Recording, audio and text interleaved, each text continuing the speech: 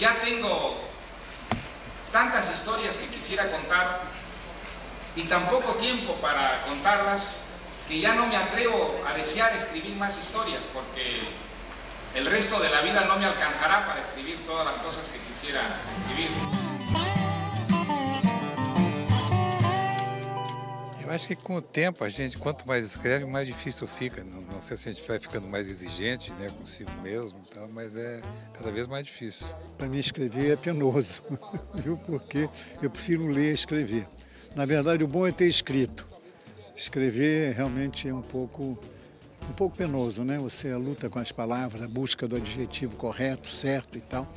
Depois, quando dá certo, é ótimo, né? Mas por isso que eu digo que melhor é ter escrito, não escrever.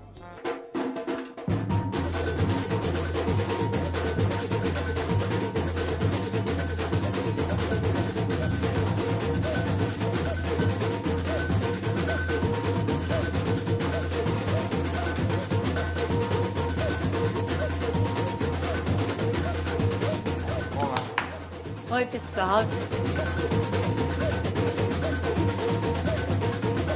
Aproveite a diversidade dos temas abordados neste papo para aprofundar em sala de aula com seus alunos ou ir além, convidando pais e sua comunidade escolar para que todos possam se reunir, assistir e debater juntos. A nossa geração teve todo esse avanço de relação com os filhos, mas temos todas as nossas dificuldade de botar em prática as coisas que a gente sonhou, dificuldade hoje em dia de dar limite para os filhos. Todo mundo sabe que os filhos precisam de limite, por quê? Porque é isso que dá segurança para eles. Nós rompemos com os limites, como é que nós vamos dar limite para os filhos? Nós não sabemos dar limite para os filhos. É uma das dificuldades que a nossa relação tem. A gente precisa, hoje em dia, se aproximar pelo menos um pouco daquele modelo de comportamento que a gente ajudou a arrebentar. Sei que as pessoas estão pulando na jugular uma das outras. Sei que viver está cada vez mais dificultoso. Mas talvez por isso mesmo, ou talvez devido a esse tempo azulzinho, a esse outubro dentro e fora de mim, o fato é que a delicadeza começou a se infiltrar, digamos, delicadamente nessa crônica, varando os tiroteios, os sequestros, as palavras ásperas e os gestos grosseiros que ocorrem nas esquinas da televisão e do cinema com a vida. Bom, eu quero felicitar muito pelos 25 anos de Sempre um Papo, porque uma pessoa se mede pelos sonhos que ela tem. Mas não só os sonhos, pelo esforço que faz em realizar, em pôr em prática, dar corpo a esses sonhos. Natural de Santa Catarina, Leonardo Boff é filósofo e teólogo. Boff já escreveu mais de 60 livros nas áreas de teologia, ecologia, espiritualidade, filosofia, antropologia e mística. Até agora só escutamos histórias leves, interessantes. A minha é terrível, porque a minha tem como subtítulo Como evitar o fim do mundo. Cuidar da terra, proteger a vida. Como evitar o fim do mundo. Bom, a minha função aqui não é consolar ninguém e nem quero que vão para casa tranquilos. Porque a tranquilidade e a serenidade convida a inércia e convoca uma rede para fazer uma cesta, tão bem louvada e descrita por Zenir Ventura numa famosa crônica no jornal O Globo. Mas eu queria deixar uma angústia, porque é a angústia que mexe as pessoas, faz com que elas conversem, leiam, se preocupem. Uma angústia que nenhum psicólogo pode curar, nem o irmão do Frei Beto, que é psicólogo, mas que pertence à existência humana. Meu livro, ele trata fundamentalmente de 3 grandes eixos, e não vou aqui me estender sobre isso, apenas citá-los. Primeiro, que a gente nunca deve esquecer, é o drama da injustiça global mundial. Até há pouco tempo havia 860 milhões de pobres, e famintos e famélicos que caninamente gritam ao céu por fome e água. E agora, depois da crise de 2008, é 1 bilhão e 200 milhões de pessoas. O segundo bloco de questões que eu abordo são aquelas ligadas ao aquecimento global. Aquecimento global é um nome que esconde muitas coisas, mas fundamentalmente revela os eventos extremos do planeta. Frio de um lado, grande calor do outro, e o desequilíbrio, a situação caótica em que se encontra a Terra. Nós não estamos indo ao encontro do aquecimento global, estamos dentro dele, nos aproximando a 2 graus. E se chegar a 2 graus, não chegamos ainda, muitas espécies não vão poder subsistir. E a terceira questão, e assim termino, o fato da insustentabilidade do planeta Terra. Para dizer em poucas palavras, nós consumimos num ano aquilo que a Terra demora 1 ano e meio para repor. Então ela fica cada vez mais pobre. E a Terra está de ano a ano perdendo mais vitalidade. E a pergunta, quando vai parar isso? E nós só temos esse planeta para morar, não temos outro. E não há um backup da Terra. Só temos isso.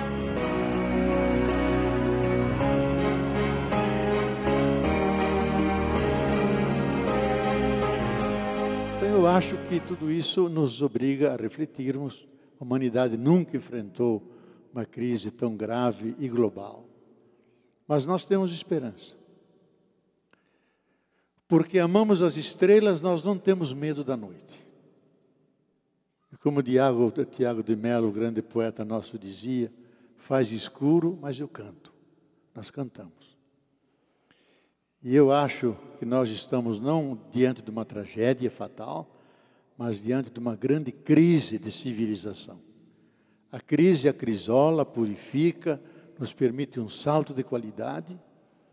Eu acho que nós vamos dar ainda esse salto, porque a vida é mais forte do que a morte.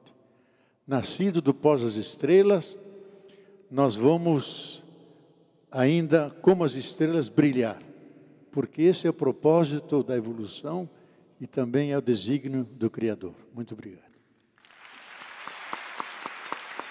Eu acho que essa oportunidade de ter esse contato mesmo com os escritores, de ouvir coisas assim que contribuem com o nosso conhecimento, enfim, valeu muito a pena.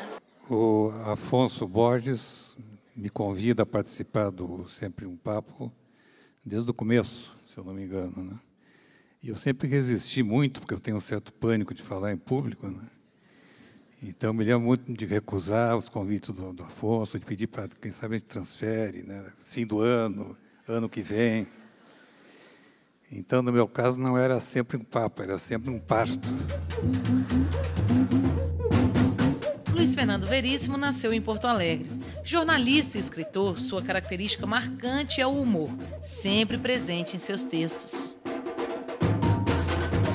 Uma vez eu tinha me comprometido a vir participar do Sempre um Papo, não pude vir porque eu tive um acidente em Brasília. Brasília em si já é um acidente, né? Mas eu tive um acidente em Brasília. Eu fazia parte de uma banda dos irmãos Caruso, Chico e o Paulo Caruso. Só para vocês terem uma ideia de como é antiga essa história, o nome da banda era Muda Brasil Tancredo Jazz Band. E nós tínhamos planejado fazer uma apresentação diferente, nós íamos entrar no palco no escuro.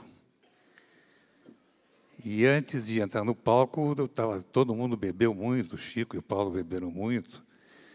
O baterista, que era o Cláudio Paiva, que era humorista também, bebeu muito. O contrabaixista, que era o Reinaldo, também humorista, bebeu muito. O único que não bebeu nada, só bebeu água mineral, fui eu. Resultado, quando nós entramos no palco, eu caí do palco. Os outros ficaram... E quebrei o joelho, e por isso não pude vir, não pude atender o convite do Afonso Borges. Como o Fernando Moraes, eu também peço ao Afonso que, quando você fizer 50 anos, sempre o Papo fizer 50 anos, que me convide, não deixe de me convidar. Muito obrigado. Oportunidade de ver os autores, assim, que você lê, que você é viciado, cara a cara, assim, a oportunidade de ouvir eles ao vivo é realmente muito interessante, muito importante para um país que não tem os melhores índices de leitura. Eu achei que eu ia trazer pelo menos uma originalidade, que eu achava que era o mais antigo participante, freguês do Sempre um Papo. E fiquei sabendo que era o Beto. E se não fosse Beto, seria, né? Não seria porque não foi, né? O Veríssimo. Agora, eu reivindico, Afonso, o fato de ter sido os mais assíduos. Isso chegou a um ponto que eu vim tanto a Belo Horizonte que alguém sugeriu trocar o nome, em vez de Sempre um Papo, ser Sempre Zuenir. Zuenir Ventura é jornalista e escritor. Ao longo de sua carreira e seu cargo de cronista, já deu espaço para outras funções, como repórter e editor de importantes veículos de comunicação no Brasil.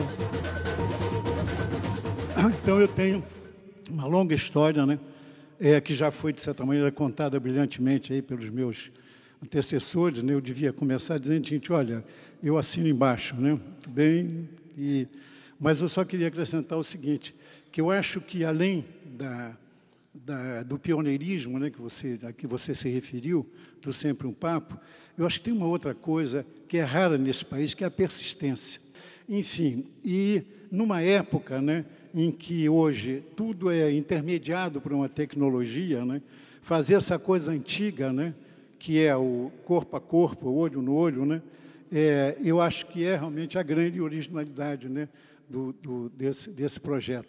Eu acho que melhor definiu isso foi o Saramago. Numa noite memorável, eu tive a felicidade de estar presente na plateia e que ele foi aclamado e ele definiu aquela noite, né, e o projeto da seguinte maneira, que ele sentia o vento das palmas.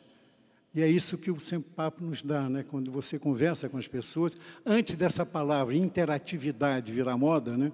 Internet interativa, televisão interativa, o Afonso já tinha inventado, na verdade, a verdadeira interatividade. Um beijo, querido.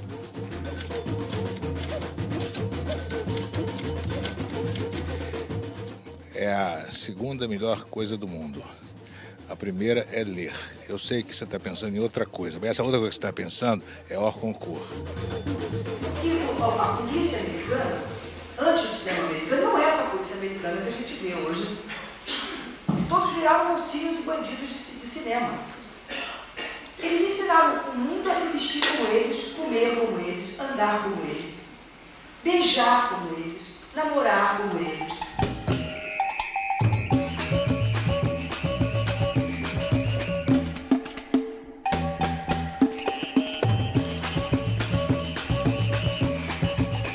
Mas com toda a Cracolândia, com tudo que nós temos aqui, nós somos um país ainda exemplar para muita gente e para a Europa em particular. O multiculturalismo, que para a Europa é uma ameaça, para nós é uma bênção. O Ministério do Esporte é que tinha que ser o Ministério da Saúde. E aí, absolutamente despreocupado em fazer campeões, mas em fazer gente saudável, em fazer a população brasileira se mexer. Uma prova candente dessa falta de memória é a capacidade que o brasileiro tem de reeleger ladrões, né? Como se a nossa memória política ela ficasse completamente enterrada debaixo desses sucessivos esquecimentos. Qual é o país mais rico do Oriente Médio? A maior renda per capita, o país mais rico, mais desenvolvido do Oriente Médio. Israel. Que não é que não tem petróleo, não tem água. Não tem petróleo, não tem água, não tem coisa nenhuma. É o país mais rico, a sociedade mais desenvolvida do Oriente Médio. Com o quê? Tecnologia, né? Sabedoria. Uma das coisas que faz um pensador é pensar contra a vontade. O homem se imagina uma espécie de sócio proprietário da criação. Nós temos a sensação de que estamos no controle quando estamos sendo controlados. Toda anedota contra a sogra, a sogra é inimiga do genro na anedota. É mentira. É mentira. As sogras adoram os genros. São novos filhos da vida dela. A sogra desgraçada é a sogra da nora. É trabalho. Assim como o marceneiro faz o seu trabalho, o pedreiro o seu, o encanador o seu, o jornalista o seu, eu faço o meu. 12, 14 horas por dia, pesquisando, escrevendo. Me considero um trabalhador das letras e do pensamento. Porque nós não criamos, nós captamos aquilo que é o espírito do tempo, que é a energia de todo um povo. E talvez a habilidade do escritor seja esse trabalho de encontrar a forma que expressa aquilo que já existe, mas que não ganha corpo. Ele tem que ganhar corpo para ser reconhecido. Ele é seu psiquiatra? Não. Eu sou mais e sou menos. Eu sou amigo. Eu sou amigo dele. Eu não sou psiquiatra dele. Ele é meu velho amigo e a gente não pode ser psiquiatra de amigo. Quando a gente é amigo, a gente não é psiquiatra. O que você acha da cabeça do Fernando? O que eu acho? Não, eu te devolvo a pergunta, o que você acha da cabeça dele? Hein? Eu acho uma cabeça muito grande, né? Então. Que para escrever tantos livros, né? Inspirado em Machado, eu falei, eu quero um livro que, né, seja praticamente oral. E os primeiros capítulos do Feliz do Velho, eles são orais, né? Eu sentava uma pessoa ao meu lado, às vezes era minha irmã, minha terapeuta, um amigo, minha mãe, e eu narrava. Processo complicado, porque no começo eu achava que não estava bom, eu tinha dúvidas, será que eu sou um escritor, será que isso é legal? Daí escrevia e não tinha coragem de mostrar para ninguém. O evento tem a minha idade e muito mais bagagem do que eu, lógico, e muito lindo, um prazer enorme estar aqui. Agora eu quero esperar para poder falar com os escritores e poder entregar o meu livro também para eles.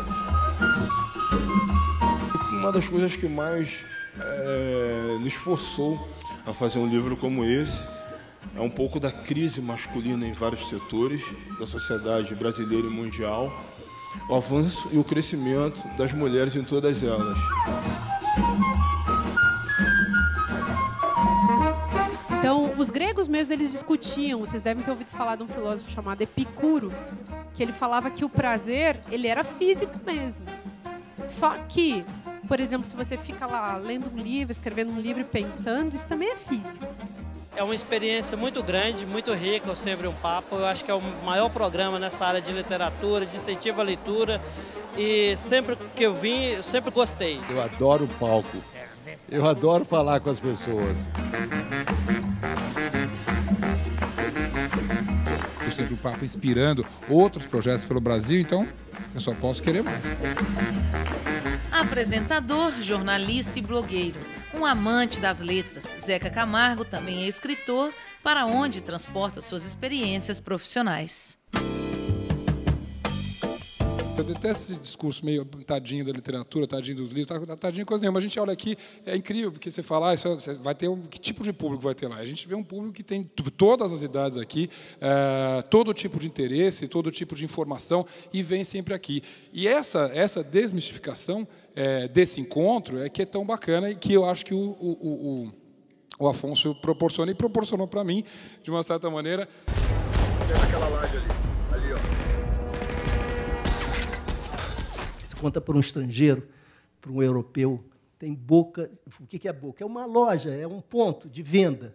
Mas se as pessoas, se os consumidores sabem onde é, a polícia não sabe. Eu juro que é melhor não ser o normal. Agora do Papa, bom, eu tenho dificuldade de falar dele porque é um amigo infiel.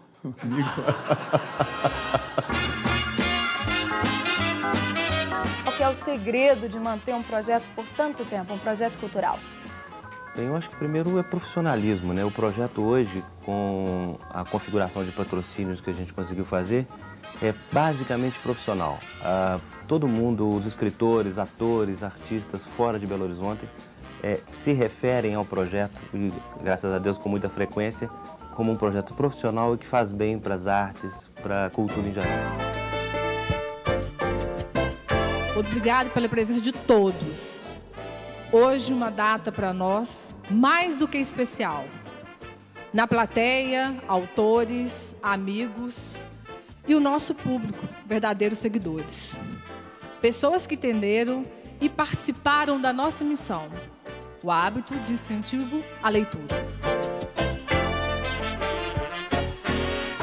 É uma honra estar aqui, né? Primeira vez vindo no Palácio das Artes, né? Estrutura magnífica, pessoas incríveis, profissionais maravilhosos. Zeca Camargo, um jornalista incrível, tento me espelhar nele. Cada evento diversifica, é um tema diferente, enriquece o nosso conhecimento e o mais bacana, ele proporciona diálogos entre nós, consumidores de arte, consumidores de livros, consumidores de cultura, com o pai ali da obra, né? Estou aqui satisfeito de ver sempre um papo completando os 25 anos, né?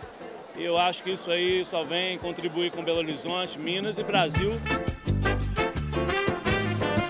Na medida em que eu sou um homem muito definido quanto às minhas utopias, muito definido quanto àquilo que eu quero para o futuro, o passado me enternece, mas não me empobrece.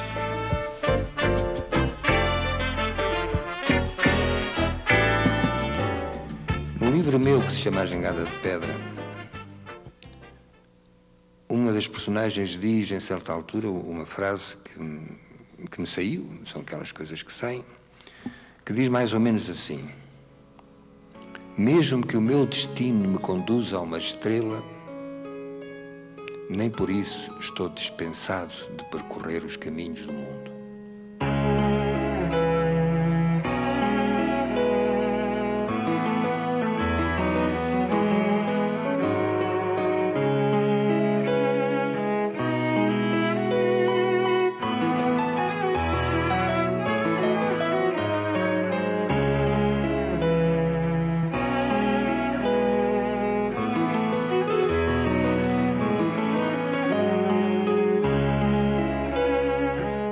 O escritor não tem obrigação nenhuma de falar.